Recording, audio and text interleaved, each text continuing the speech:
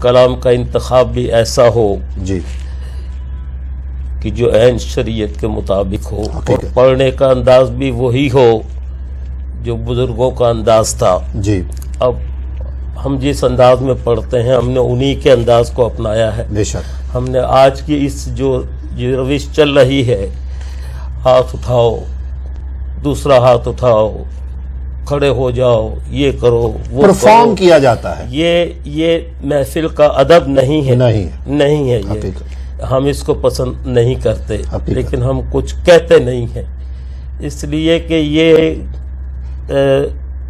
کہیں ہم ان کو سمجھانے بیٹھیں اللہ اکبر تو پھر وہ یہ نہ سمجھ بیٹھیں کہ یہ ہم سے حسد اور بغض کرتے ہیں.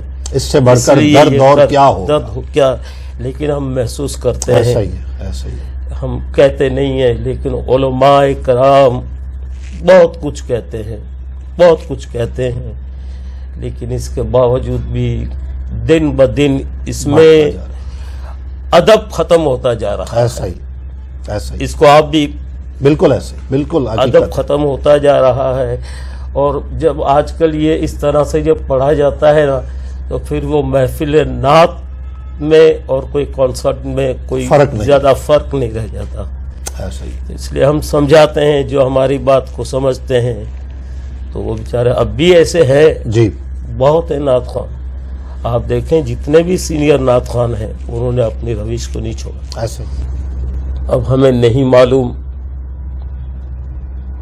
کہ ہمیں نمازیں بخشوائیں گی یا حقوق و لباد میں کوئی اچھا ہم سے کام ہو جائے، اللہ کسی بھی ادا کو پسند کر لے تو اللہ ہماری مغفرت کر دے گا. لیکن ہمیں تو یقین ہے بے شک کہ ہم اللہ اکبر یہ ثنا خانے ہی ہم کو بخش پائے گی. بے شک، بے شک. اس سے بڑھ کر ہمارے پاس اور کچھ نہیں. بے شک، بے شک، بے شک. اللہ